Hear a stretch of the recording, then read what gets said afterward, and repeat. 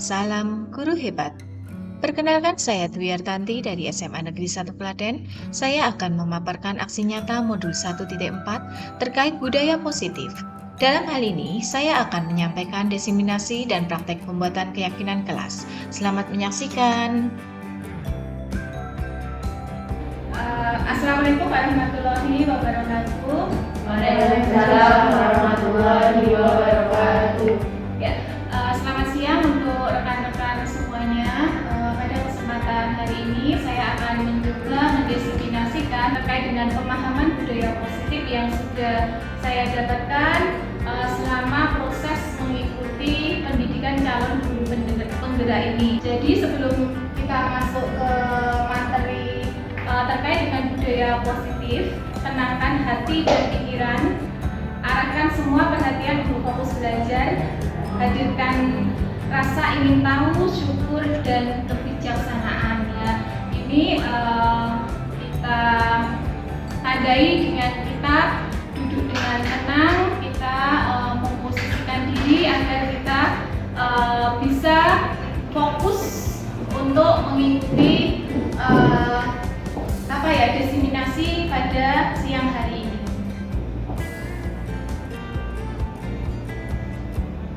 Oke, sebelum masuk ke materi lebih lanjut ya, di sini ada beberapa pertanyaan tematik terkait dengan budaya positif. Nah, di sini menurut panjenengan ya, panjenengan silakan menjawab pertanyaan yang ada di sini. Yang pertama adalah hukuman dapat mendisiplinkan anak. Setuju atau tidak setuju? Setuju. Yang nomor 2 ada yang tidak, ada yang setuju. Nomor 1. Nomor 2, pemberian hukuman dengan hal positif seperti membaca atau membersihkan halaman sekolah dapat meningkatkan disiplin anak. Setuju atau tidak setuju? Setuju. Setuju. Nomor 3, memberi penghargaan dapat meningkatkan motivasi belajar anak. Setuju atau tidak setuju? Setuju. Oke, semua ini nanti lebih jelasnya akan kita dapatkan jawaban yang benar itu seperti apa setelah kita mempelajari lebih lanjut pada materi ini.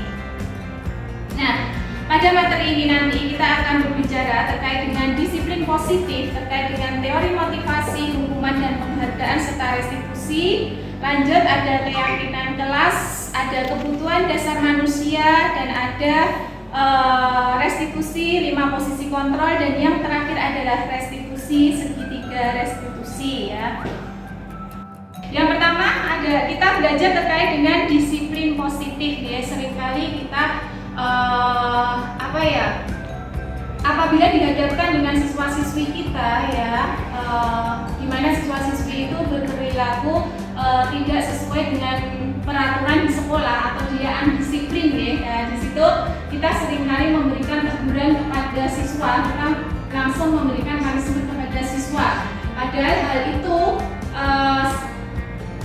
tidak baik ya. Nah, jadi untuk menerapkan disiplin positif ini ya, di sini kita belajar mengontrol diri dengan menggali potensi yang ada pada diri kita. Jadi di sini intinya kita itu tidak ada yang bisa mengatur kita, dan kita juga tidak bisa mengatur orang lain. Jadi kita tidak bisa mengatur seseorang yang kita inginkan berdasarkan nilai-nilai yang sudah kita miliki.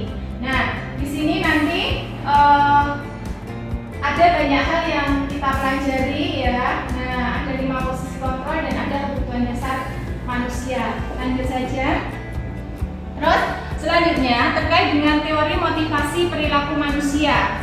Jadi di sini ada 3. Yang pertama adalah untuk menghindari ketidaknyamanan atau hukuman ya. Di sini masuk di motivasi eksternal karena nomor 1 ini apabila dilaksanakan oleh anak ya, jadi dia akan beranggapan bahwa apa yang akan terjadi apabila saya tidak melakukannya. Nah, menghindari ketidaknyamanan atau hukuman. Terus dia melakukannya itu dengan suatu keterpaksaan. Selanjutnya yang nomor 2, untuk mendapatkan imbalan dari orang lain. Nah, kalau dia melakukan sesuatu itu tujuannya hanya untuk mendapatkan imbalan saja. Terus yang ketiga, untuk menghargai diri sendiri. Di sini jika dia akan melakukannya, ya, saya ini nanti akan menjadi orang yang seperti apa. Jadi dari tiga di sini ada dua motivasi eksternal dan yang terakhir adalah motivasi internal. Ini adalah tujuan dari budaya positif. Bagaimana kita mendisiplinkan siswa untuk berperilaku yang positif, untuk menerapkan disiplin positif. Nah, dihukum oleh penghargaan. Seringkali kita memberikan suatu reward atau suatu penghargaan ke siswa, ya, siswa-siswa tertentu. Nah, ini tidak baik, Bapak Ibu. Jadi di sini penghargaan itu mematikan kreativitas. Kenapa? Kok bisa mematikan kreativitas? Kalau panjenengan ngajar di situ, panjenengan memberikan suatu penghargaan kepada anak-anak tertentu yang dinilai dia cukup memiliki kemampuan lebih, dia bisa menjawab pertanyaan dengan baik. Nah, seperti itu akan berakibat yang bagaimana dengan siswa yang biasa-biasa saja? Akan muncul suatu kecemburuan juga. Jadi suatu penghargaan itu sebenarnya tidak efektif, ya. Nah, terkait dengan program kebajikan, bentuknya itu seperti apa? Apresiasi yang bagus itu seperti apa? Yaitu pertama, beri dukungan secara khusus. Yang kedua, beri pengakuan secara pribadi, beri pengakuan kepada semua murid, beri pengakuan secara konsisten dan fokus pada proses. Jadi kita jangan fokus hanya pada 1-2 anak saja, anak-anak tertentu yang katakanlah itu adalah anak-anak yang punya kelebihan, ya, dibandingkan dengan teman yang lainnya. Jadi kita harus benar-benar memperlakukan semua murid itu sama, ya. Jadi penghargaan itu bisa kita berikan secara bergantian. Ya, selanjutnya ini contoh pengakuan atau apresiasi kebajikan, ya. Jadi di sini ada bagian-bagiannya, ya. Misalnya di sini ada suatu apresiasi kebajikan berupa apresiasi dari seorang guru kepada siswanya. Nah, kemarin saya perhatikan rasa empatimu besar sekali pada saat menolong murid baru di kelas kita. Nah, bahasanya itu benar-benar bahasa pengakuan, ya, bahasa suatu penghargaan. Nah, di sini ada bagian dari pembukanya. Kemarin saya perhatikan ada nilai kebajikannya. Nah, rasa empatimu besar sekali dan situasinya pada saat menolong murid baru di kelas. Nah, lanjut ada saya menghargai kepedulianmu. Terima kasih untuk rasa tanggung jawabmu pada saat kamu memungut kertas-kertas yang berserakan di lantai. Jadi setiap perilaku yang dilakukan siswa, dan itu adalah perilaku positif, kita memberikan suatu pengakuan atau apresiasi, seperti itu. Jadi tidak hanya siswa itu unggul, siswa itu pintar baru kita berikan suatu penghargaan, tidak. Terus selanjutnya, nah, kita akan bersama memahami terkait dengan hukuman atau konsekuensi, Nah, di sini ada beberapa tindakan guru, coba kita diskusikan bersama-sama. Yang pertama, mencatat 100 kali di dalam buku kalimat saya tidak akan terlambat lagi karena terlambat ke sekolah. Hukuman atau konsekuensi? Hukuman. Selanjutnya yang kedua, lari mengelilingi lapangan basket 2 kali karena terlambat hadir di sekolah. Oke. Lanjut 3, murid diminta untuk push up 15 kali karena tidak menggunakan masker ke sekolah. Hukuman. Menggantikan kertas tugas teman yang telah dicoret-coret.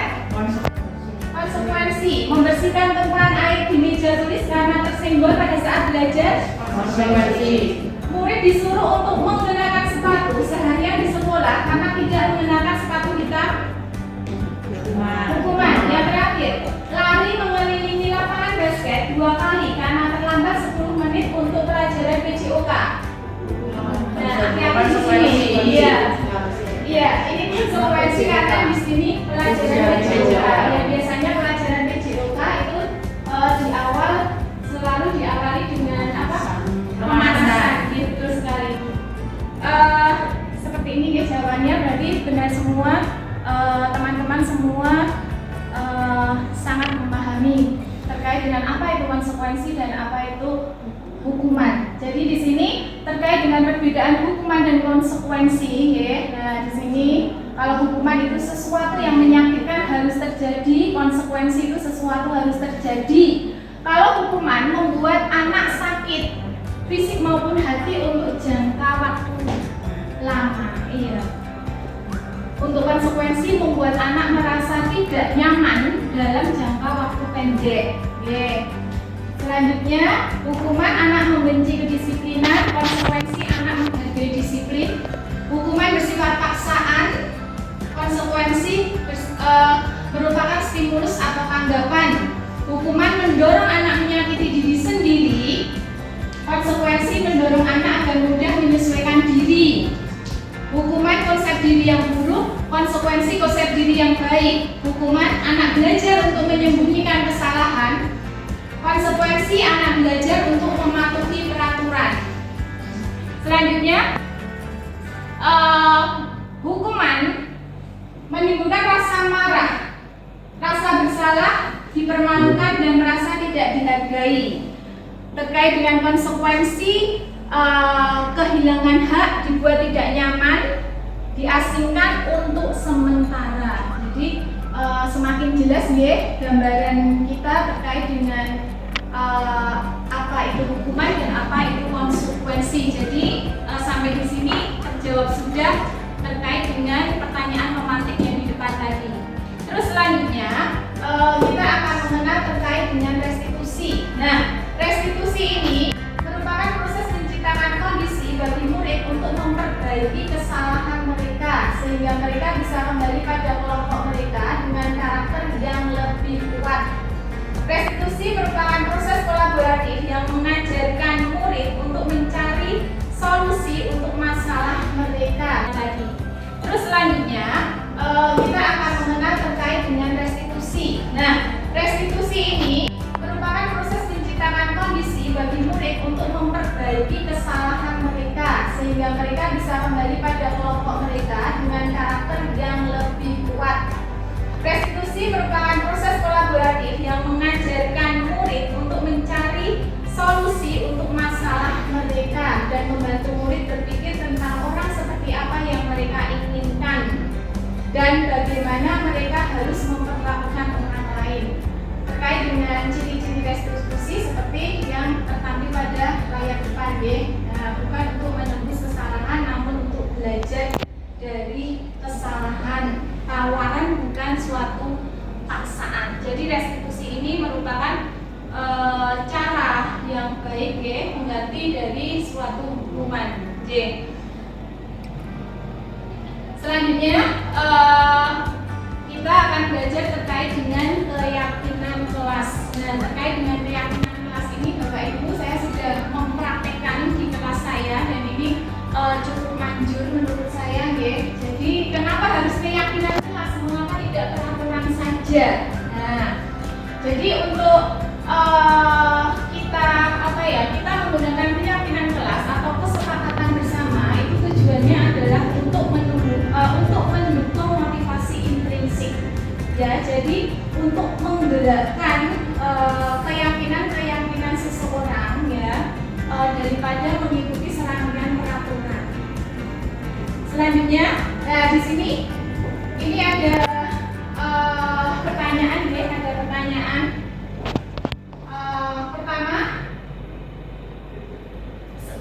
peraturan berbunyi selalu kembalikan buku ke tempatnya. Nah, kalau keyakinan kelas itu berhubungan dengan apa? Tanggung jawab ya. Nah, siswa bertanggung jawab. Jadi di keyakinan kelas itu tidak boleh ada kata negatif.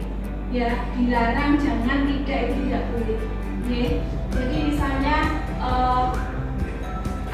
selalu bekerja sama. Nah, kalimatnya kalimat yang positif. Kalau kalimatnya ada kalimat negatif, jangan, dilarang, tidak, itu mengarah pada suatu peraturan.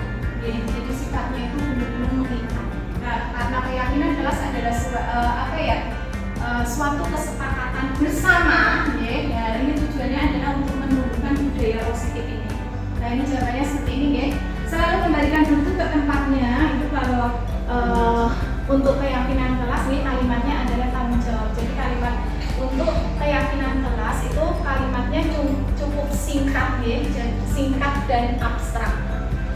Dilarang mengganggu orang lain, hormati orang lain, hadir di sekolah 15 menit sebelum pelajaran dimulai ya, berkomitmen. Dilarang melakukan kesalahan, menghormati orang lain, dilarang menggunakan narkoba, itu jaga kesehatan, misalnya menjaga kesehatan dan lain-lain. Lanjut, setelah keyakinan kelas ada kebutuhan dasar manusia. Jadi Bapak Ibu di sini ada 5 kebutuhan dasar manusia. Yang pertama adalah kebutuhan akan bertahan hidup, kebutuhan akan kasih sayang dan rasa diterima, kebutuhan akan penguasaan, kebutuhan akan kebebasan, dan kebutuhan akan kesenangan. Jadi anak-anak kita itu kalau di sekolah misalnya dia melanggar suatu kedisiplinan ya, melanggar suatu aturan, itu sebenarnya di balik itu ada suatu kebutuhan yang benar-benar dia butuhkan setelah kita menanyakannya ya. Nah, itu nanti lebih lanjut akan dibahas di restitusi. Nah, selanjutnya 5 posisi kontrol. Seringkali kita sebagai guru dalam mendampingi siswa, misalnya kita menemukan siswa yang kurang disiplin ya, kita itu seringkali memposisikan diri kita itu sebagai penghukum atau pembuat orang merasa bersalah, teman dan pemantau. Untuk manajer ini masih jarang ya. Nah, apa sih perbedaannya di sini ya? Untuk penghukum itu menghardik, menunjuk-nunjuk, menyakiti, menyindir, membuat orang merasa bersalah itu berceramah ya. Nah, seharusnya kamu itu tidak seperti itu, kamu mempermalukan wali kelasmu ya. Itu membuat orang merasa bersalah ya, anak akan menjadi kecil hati. Nah, terus selanjutnya sebagai teman, nah, ayolah lakukan demi ibu, masa kamu tidak mau? Nah, itu juga kurang bagus ya, karena di situ ada suatu harapan berupa imbalan. Nah, kalau untuk pemantau itu anak selalu diawasi tiap harinya, misalnya dia rambutnya panjang tiap hari dipantau, kamu itu selalu rambutnya panjang ditegur. Tidak pernah mau disiplin ya sebagai pemantau. Dan yang terakhir itu posisi kita itu sebagai manajer, yang kita lakukan adalah mengajukan pertanyaan-pertanyaan ya terhadap anak-anak yang undisiplin ini. Apa yang kita yakini, apa yang bisa kau kerjakan untuk memperbaiki masalah ini. Jadi anak diminta untuk menyelesaikan masalahnya sendiri. Oke. Nah, ya ini contoh-contohnya. Ada pernyataan, saya kecewa sekali dengan kamu. Nah, ada kata kecewa sekali ya, di situ membuat orang merasa bersalah. Kamu tidak pernah benar melakukannya. Hukum. Ada ayolah lakukan demi ibu bapak. Nah, itu sebagai teman. Nah, kalau sebagai manajer, bagaimana kamu bisa menyelesaikan masalah ini? Jadi solusi itu akan didapatkan dari anak itu sendiri. Nah, seperti itu. Dari sini dalam menyelesaikan mendisiplinkan siswa ya, dalam mendisiplinkan siswa tadi posisi kita sebagai manajernya, kita menggunakan segitiga restitusi ya. Yang pertama kita akan menstabilkan identitas, yang kedua validasi kebutuhan, yang ketiga menanyakan keyakinan. Selanjutnya seperti ini. Nah, yang pertama menstabilkan identitas. Nah, ini ada yang seperti ini ya. Membuat anak merasa gagal karena berbuat salah menjadi positif terhadap dirinya. Guru berkata, berbuat salah itu hal yang manusiawi, tidak ada manusia yang sempurna. Ya, jadi kita itu dalam mendisiplinkan anak itu memang harus disarankan untuk benar-benar hati-hati ya. Bagaimana memposisikan kita sebagai seorang teman dan juga seorang manajer seperti itu. Dan selanjutnya ada validasi kebutuhan.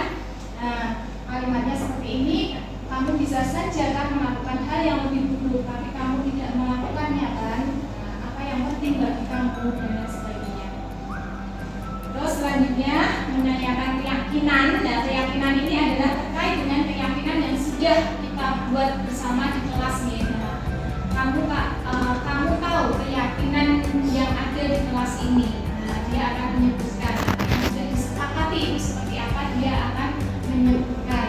Nah, berikut saya akan menampilkan contoh penerapan segitiga restitusi dalam menanamkan budaya positif di sekolah. Segitiga restitusi merupakan salah satu cara menanamkan disiplin positif pada siswa sebagai bagian dari budaya positif di sekolah. Adapun langkah-langkah yang ada pada segitiga restitusi antara lain: pertama, menstabilkan identitas; kedua, validasi tindakan yang salah; ketiga, menanyakan keyakinan. Untuk lebih lanjutnya, saya akan mendemonstrasikan penerapan segitiga restitusi dalam menanamkan disiplin positif pada siswa melalui dua contoh kasus yang tersaji dalam bentuk video. Kasus 1. Kedisiplinan rambut. Diperankan oleh Stefanus Panji Adi sebagai siswa dan saya sendiri sebagai guru. Panji, siswa kelas 10, didapati dengan rambut kurang rapi, sedikit gondrong oleh Bu Tanti. Padahal jelas keyakinan di sekolah melarang siswa putra berambut gondrong. Selanjutnya Bu Tanti melakukan pendekatan dengan mengajak Panji untuk diskusi bersama terkait pelanggaran keyakinan yang telah dilakukan dan penyelesaiannya dengan menggunakan langkah-langkah strategi segitiga restitusi. Adapun penerapan segitiga restitusi pada penyelesaian kasus 1 dapat disaksikan melalui video berikut ini.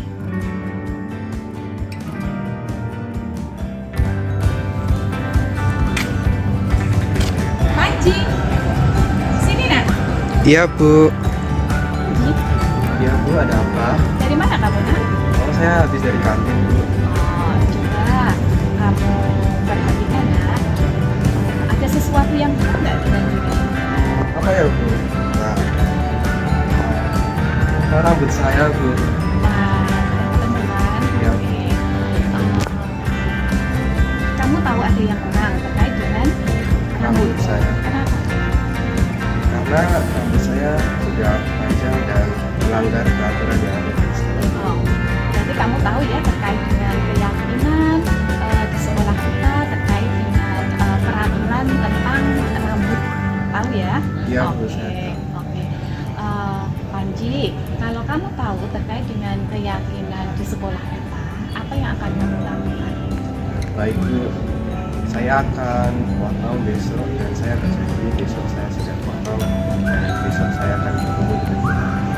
Kenapa harus besok? Potongnya Bu, nggak nanti sepulang sekolah saja? Ya Bu, nanti sekolah dan besok juga potong. Gitu ya? Iya. Oke. Berarti kamu sudah tahu terkait dengan keyakinan di sekolah kita tentang siswa putra ya, untuk rambutnya harus rapi, ukurannya seberapa?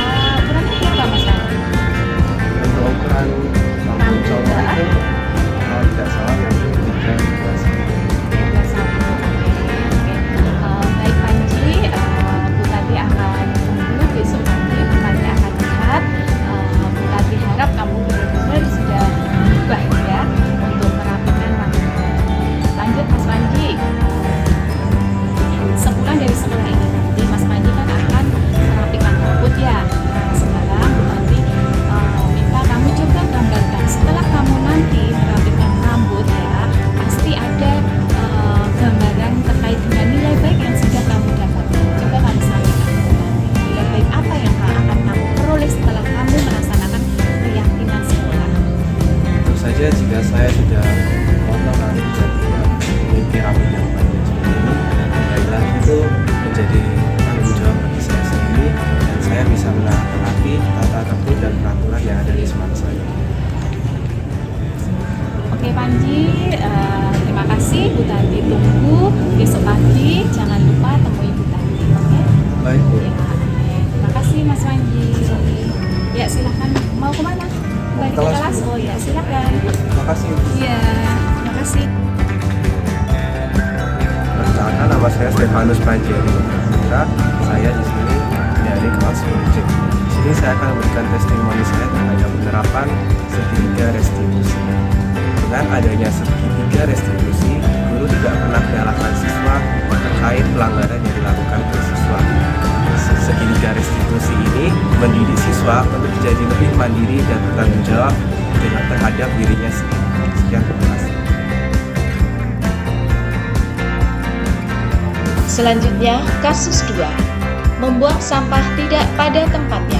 Diperankan oleh Syahirul Alim sebagai siswa dan saya sendiri sebagai guru. Syahirul, siswa kelas 10, kedapatan membuang sampah tidak pada tempatnya. Dan saat kejadian tersebut disaksikan oleh Bu Tanti, salah satu guru di sekolahnya.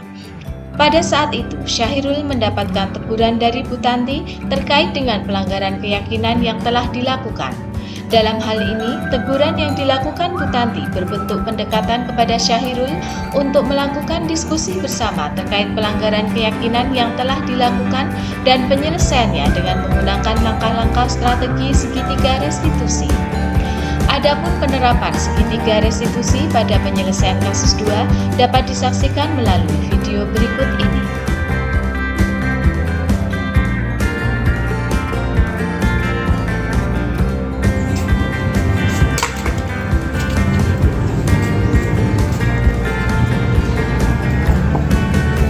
Syahirul, Iya, Bu. jadi apa kamu nanti? Beli apa? Beli minum, Mbak. Beli minum? Iya. Ada sesuatu yang salah nggak kamu tadi? Mungkin tadi saya buang sampahnya tidak di tempat sampah, Bu. Karena kamu kan tahu ya keyakinan di sekolah kita terkait membuang sampah ya kan. Nah, jadi ada sesuatu kah yang harus kamu perbaiki? Iya, tunggu aja, Bu. Karena saya tadi malah buang salah satu aja. Kalau kamu tahu terkait dengan keyakinan di sekolah kita seperti apa ya, terkait dengan membuang sampah yang benar itu seperti apa yang kamu lakukan? Apa yang akan kamu lakukan? Iya, saya akan ngambil sampah yang buang tempat sampah. Oke. Iya. Ya silakan diambil. Oh, iya.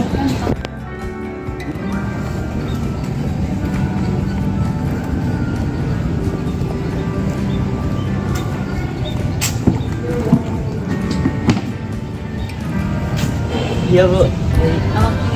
Terima kasih ya Syahirul. Iya.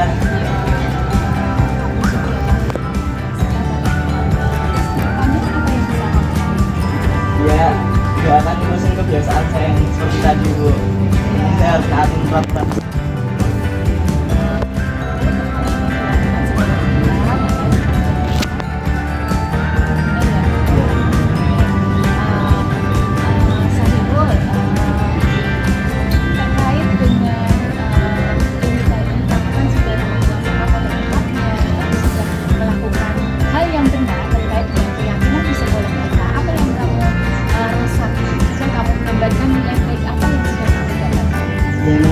Nilai-nilai baiknya mungkin lingkungan sekolah ini terlihat lebih lebih bersih gitu, Bu, tanpa sampah gitu. Iya, kalau nilai baik yang akan muncul pada dirimu itu apa? Mungkin rasa kedisiplinan saya mungkin mulai meningkat. Oh gitu. Selain itu?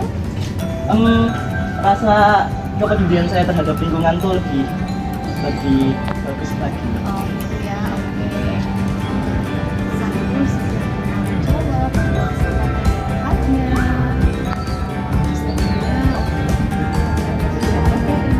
Terima kasih, Bu. Silakan kembali ke kelas ya. Iya. Perkenalkan, nama saya Syahirul Alim, saya dari kelas 10E.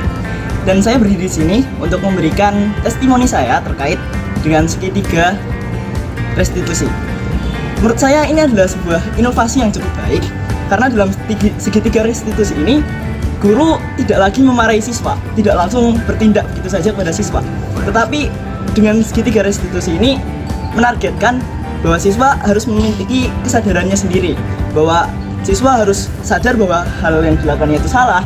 Nah, tugas dari guru ini untuk menyadarkan siswa tersebut, sehingga siswa itu dapat menemukan solusinya sendiri atas apa masalahnya, apa masalah yang dihadapi, sehingga hal itu dapat membuat siswa menjadi pribadi yang lebih bertanggung jawab dan disiplin. Segitiga restitusi merupakan tahapan tindakan yang dilakukan guru untuk membawa siswa menaati kesepakatan kelas yang telah ditetapkan dan mengakui secara sadar dan terbuka ketika melakukan kesalahan, serta merasakan kenyamanan ketika sudah berperilaku jujur. Oke, ini kita sudah sampai di lokasi. Sebelum masuk di sini, barangkali ada yang ingin ditanyakan terkait dengan keyakinan kelas nih. Jadi di situ kita berdiskusi dengan siswa-siswi ya, seperti yang sudah saya lakukan. Kita diskusi, dan yang pertama saya lakukan di situ saya menanyakan ke anak-anak terkait dengan kelas impian yang kalian harapkan itu seperti apa. Nah, berangkat dari kelas impian tersebut, selanjutnya kita turunkan bagaimana untuk mencapai kelas impian yang anak-anak harapkan itu. Ya, saya bagi menjadi beberapa kelompok. Anak-anak menuliskan kelas impiannya itu seperti apa. Selanjutnya kita bacakan satu persatu. Anak-anak maju membacakan satu persatu. Selanjutnya di situ ditempel di depan. Dan setelah itu diikuti dengan pembuatan keyakinan kelas. Ya, keyakinan kelas ini dibuat juga dengan kelompok kecil. Jadi anak-anak saya bagi kertas berwarna-warni, mereka saya suruh menulis. Silakan ditulis keyakinan kelas yang apa yang kamu inginkan sebagai bentuk agar nanti bisa menumbuhkan karakter kalian ya, untuk menuliskan dalam secari kertas. Selanjutnya nanti ditempel juga dan kita bacakan satu-satu. Nanti kita tawarkan ke siswa-siswa yang lain apakah disetujui terkait dengan keyakinan kelas tersebut. Jadi seperti itu gambarannya.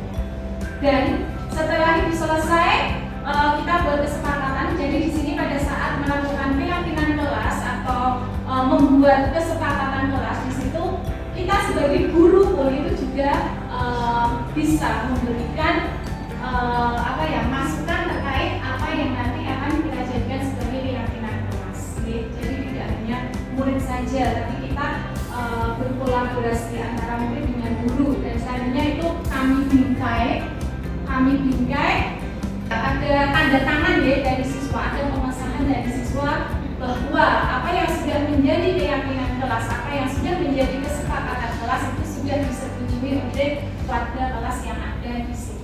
Seperti itu. Ya, itu pengalaman saya, ya. Jadi sangat manjur menurut saya terkait dengan keyakinan kelas dan kesepakatan kelas. Dari yang awal anaknya susah diatur, dengan adanya kesepakatan kelas kita ingatkan anak bisa lebih disiplin, ya seperti itu. Oke, ajaran Ki Hajar Dewantara memerdekakan murid ya. Nah, itu juga ternyata sangat bagus sekali Bapak Ibu.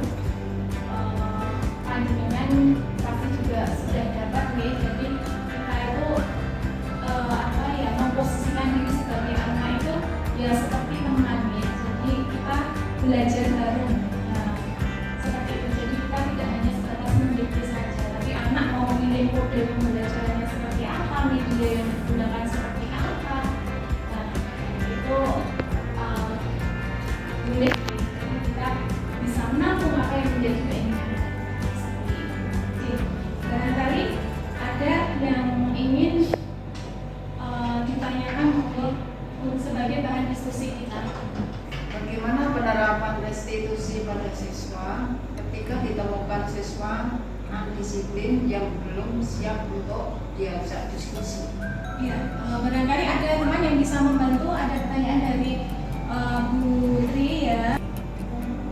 Apabila bagaimana jika ditemukan ada seorang siswa yang non-disiplin ya, di mana siswa itu belum bisa diajak diskusi, belum siap untuk diajak diskusi, karena untuk penerapan dari segitiga restitusi itu kan kita mutlak diskusi dengan anak ya, terkait dengan kesalahannya. Itu kamu tahu tidak apa yang kamu lakukan, pelan-pelan terkait dengan kebutuhannya, karena di balik itu pasti ada kebutuhan yang anak inginkan. Misalnya butuh perhatian, terus anak ditanya terkait solusinya seperti apa. Jadi saya jawab saja ya, jika anak belum siap ya, kita untuk langsung mutlak memposisikan kita sebagai manajer, karena dalam penerapan segitiga restitusi itu kita kan sebagai manajer, nah, kita mengajak diskusi siswa. Tapi kalau misalnya ditemukan siswa belum siap, itu kalau menurut pribadi saya anak bisa kita posisikan sebagai teman seperti itu. Jadi memang ada sih anak yang benar-benar nggak mau diajak, belum mau diajak diskusi, belum siap itu kan dia. Ditanya itu dia hanya diam, suka diam, dan malah jawabnya itu tidak fokus dan lain sebagainya. Itu ya. Barangkali ada yang lain, monggo. Sudah cukup? Referensi terakhir, hal baru apa yang mengubah paradigma saya yang saya dapatkan, perasaan apa yang muncul selama mengikuti sesi ini, khususnya mengenai makna disiplin dan motivasi intrinsik. Saya minta tolong salah satu untuk merefleksikannya. Monggo Mbak.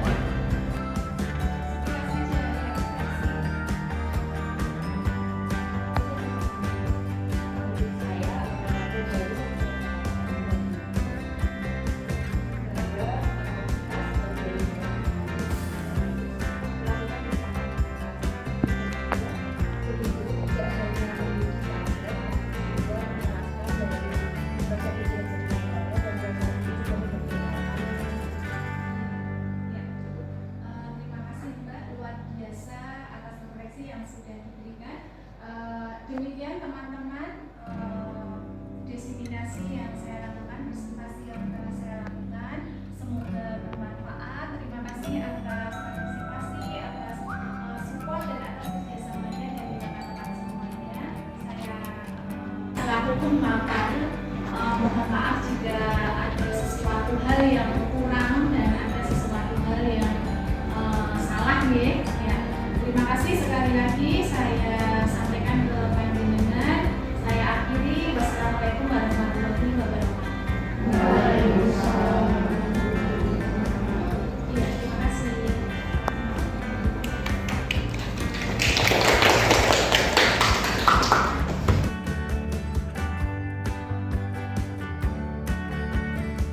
Jadi di sini ya, untuk jam pertama kita akan membahas suatu keyakinan kelas ya. Ini nanti saya harapkan kita bisa kerjasama. Jadi pertama ini nanti saya minta ke kalian ya, nanti satu meja saya beri satu kartu. Jadi kelompoknya kelompok kecil ya, 2 orang satu.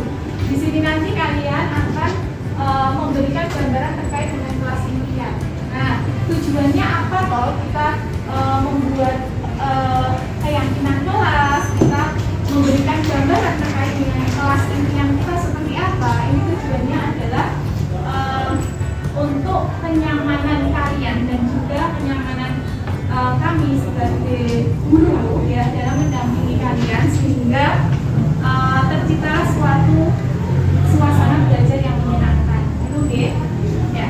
Keyakinan kelas nanti yang akan kita sepakati bersama, dan ini berlaku untuk mapel informatika ya. Nah, kalau ini nanti keyakinan kelasnya ini sudah bagus dan sudah merupakan keyakinan bersama ya, sudah merupakan kesepakatan dan keyakinan bersama, itu bisa kalian terapkan dalam kegiatan belajar mengajar sehari-harinya. Itu ya. Karena ini nanti kan saya juga membutuhkan tanda tangan dari beberapa siswa dan juga saya ya, sebagai kesepakatan pengesahan dari keyakinan kelas yang kita sepakati bersama. Bisa diterima? Oke. Terus selanjutnya terkait dengan kelas impian. Di kelas impian ini kalian memberikan gambaran tentang kelas yang bagaimana yang kalian impikan. Kelas impian itu adalah kelas yang kondusif, misalnya seperti itu adalah kelas impian. Bisa diterima? Ya. Kelas yang ada kerjasama antar siswa satu dengan siswa lainnya. Nah, dalam kerja kelompok misalnya seperti itu adalah kelas impian. Jadi di sini keyakinan kelas ini tujuannya adalah membentuk karakter baik pada diri kalian sendiri. Ya.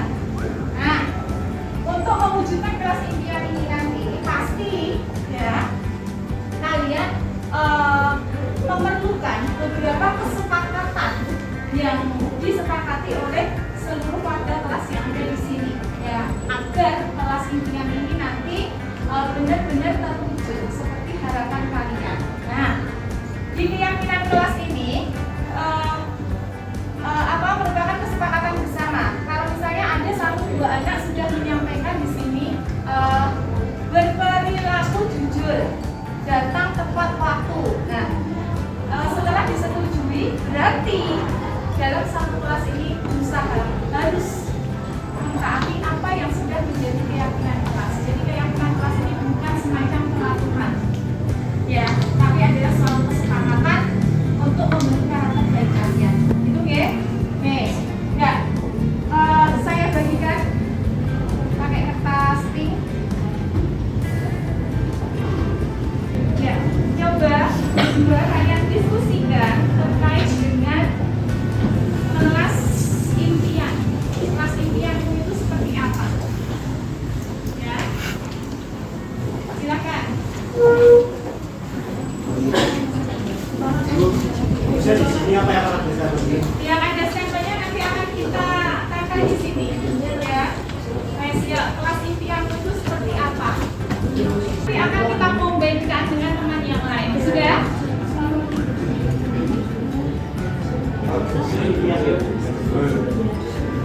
Kelas impian, kelas yang bersih, kelas yang nyaman, yang siswa-siswanya yang kondusif, ya itu bisa.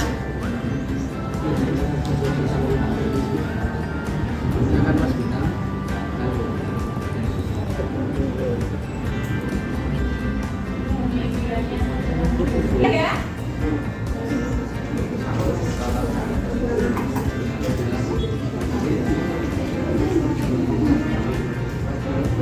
Sudah ya? Ada beberapa yang sudah?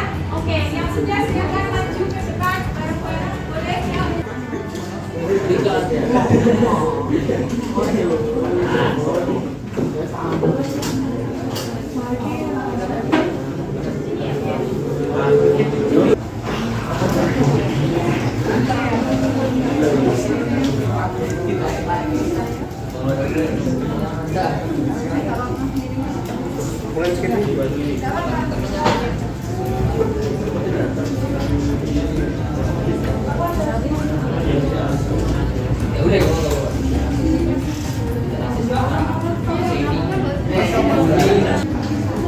Bisa?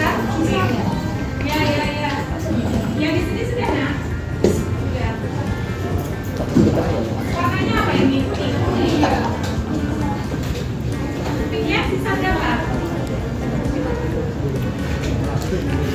Ya, masih sisa berapa? Sudah habis ya? Kelas impian adalah kelas yang isinya saling pengertian dengan sesama, kelas yang kondusif, kelas yang orang-orangnya bisa menghargai kekurangan. Kelas impianku di kelas yaitu lebih bisa menghargai satu sama lain, menjaga tutur kata saat sedang berbicara dengan teman sekelas, dapat menjaga pertemanan dengan kompak dan sosial.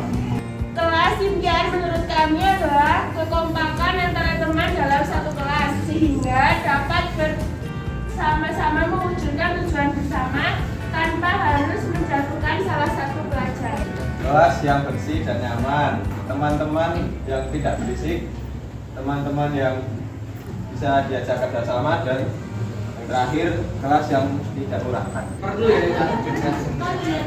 gitu ya. Oke, terima kasih ya Mas ya. Oke, ya.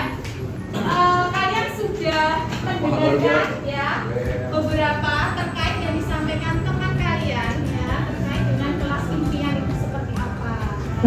Di sini tadi Bu Tanti menemukan ada yang circle ya, ada kelompok-kelompok tertentu. Apakah benar seperti itu? Ada.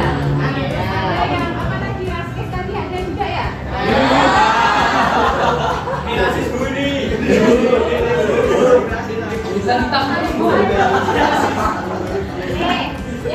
Oke, ini kelas impian kita. Nah, ini nanti kalau kita terapkan, ini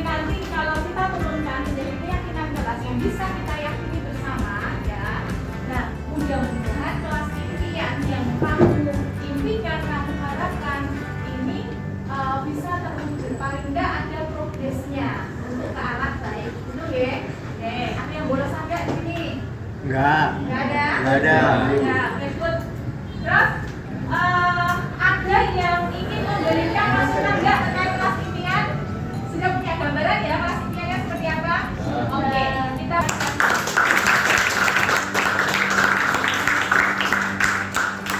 Oke, next ya. Selanjutnya, Mas Mbak, silahkan kalian membuat keyakinan kelas ya. Keyakinan kelas ini hanya satu kalimat saja. Kalimatnya tidak boleh kalimat negatif. Jadi kalau kalimat negatif itu mengandung kata apa? Tidak. Tidak, jangan, dilarang, itu tidak boleh. Ada kata seperti itu tidak boleh. Paham? Ya. Nah, terus kalimatnya singkat saja agar bisa dipahami oleh warga kelas di sini, agar dengan mudah bisa dipahami oleh kita yang ada di kelas ini. Ya, jadi kalimatnya singkat saja 3 sampai 4 kata saja. Misalnya datang tepat waktu. Berapa kata? 3 kan? Nah, di sini kalian dalam satu kelompok kecil hanya menuliskan satu saja ya. Nah, keyakinan kelas ini diturunkan dari kelas impian. Harapan-harapan yang ada di kelas impian ini nanti bisa ya tercapai dengan adanya keyakinan atau kesepakatan kelas. Bisa diterima? Oke. Bisa. Apa yang sudah menjadi kesepakatan kita bersama ya.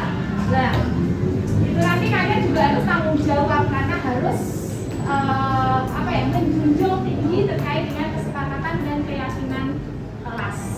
Oke. Oke. Terima kasih. Ini saya bagi satu untuknya ya.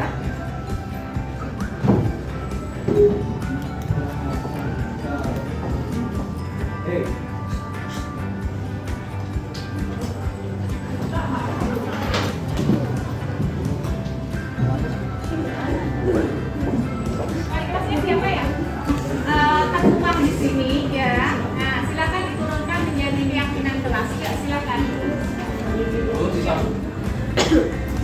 Ya. Satu meja satu. Ya. Benar-benar kelas yang kondusif, kelas yang nyaman. Terus terkait dengan keyakinan kelas ini tidak hanya ditujukan pada kalian saja, tetapi ditujukan juga kepada kami, Bapak Ibu guru yang mengampu mapel maksudnya, oke, yang mendampingi kalian. Sudah? Oke, yang sudah silakan. Ayo. Ya, silakan.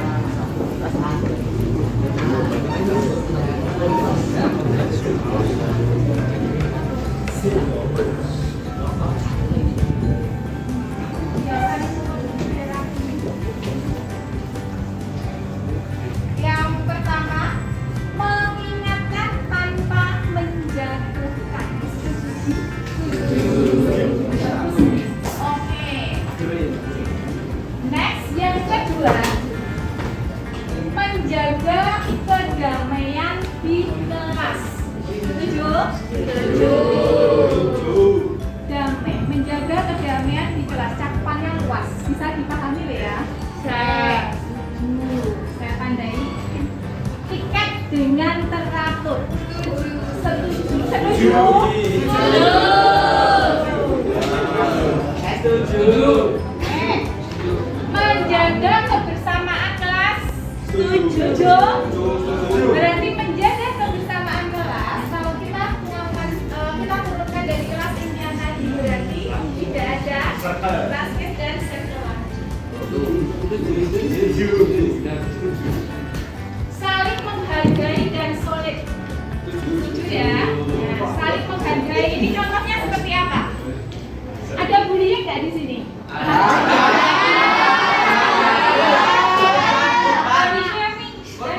Ada yang mau manggil nama temannya dengan nama ayahnya? Bisa.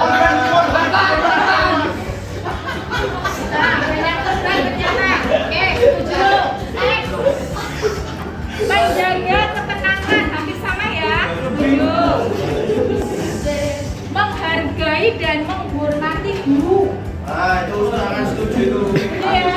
Ya, ya, ini bagus nih.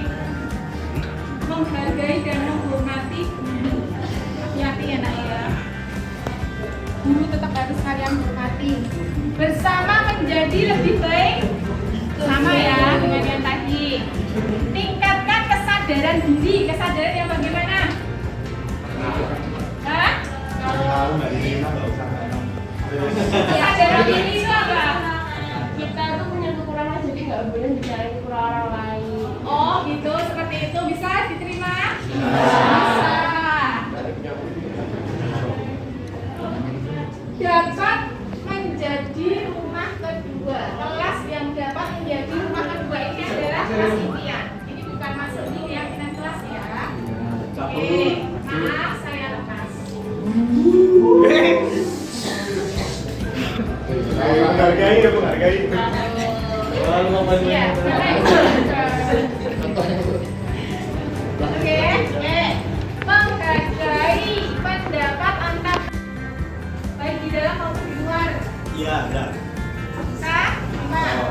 Saling menghormati, saling menghargai di sana. Saling toleransi, saling terima. Setuju? Setuju. Solid dan kerjasama, setuju? Setuju. Lebih dewasa dalam bertindak, setuju? Setuju. Mas Mbak, barangkali di antara kalian ada yang ingin menambahkan lagi terkait dengan keyakinan kelas. Silakan dicatat di depan. Kalau misalnya ada beberapa yang sekiranya belum terwakilkan atau disampaikan menjadi kesepakatan kelas, ada nggak? Nggak ada? Sudah cukup? Oke. Anak-anak semuanya, ini beberapa keyakinan kelas yang sudah menjadi kesepakatan kita bersama ya. Ini berlaku untuk mulai hari ini, bukan nanti untuk kesehariannya juga diterapkan ya. Jadi tidak hanya untuk satu mapel saja, oke? Nah, terus selanjutnya karena kita sudah membentuk keyakinan kelas dan kita sudah membentuk kesepakatan kelas ya, meskipun di sini ada beberapa yang sama, ini sebenarnya nanti kita simpulkan, nanti kita kumpulkan yang sama-sama itu, nanti kita susun dan nanti kita bicarakan bersama. Sementara seperti ini di sini, saya minta tolong untuk pengesahannya satu ketua kelas silakan tanda tangan di sini. Ini nanti akan saya simpan. Ya, ketua kelas silakan. Ini aja ya. Kecil aja. Oke. Next yang berikutnya siapa? Barangkali usulan dari kalian untuk menandatangani ini silakan. Ya, silakan.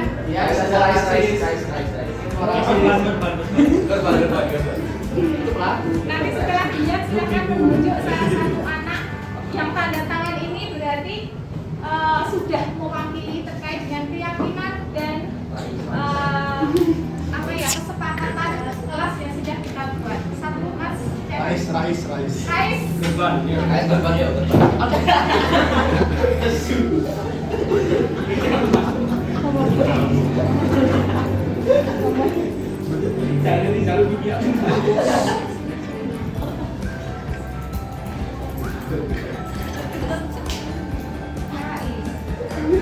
Next, kakak mau tunjuk siapa mas? Siapa?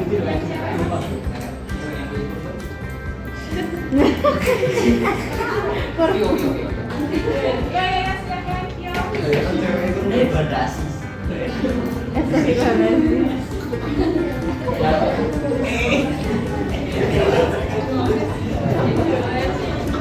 Siapa yang tunjuk? Siapa yang satu? Yo. Kamu korban nggak? Kamu aku. Iya deh.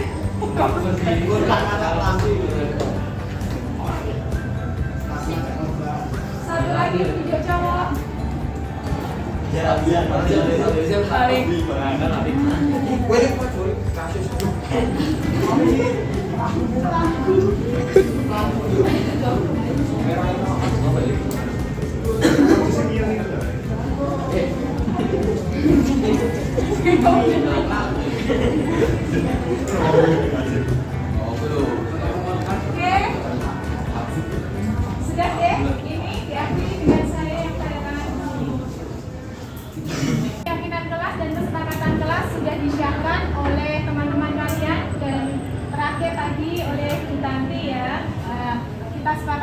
bersama untuk keyakinan kelas ini. Semoga kita semua bisa mewujudkan kelas impian. Ya, kita berikan aplaus terkait dengan keyakinan tadi.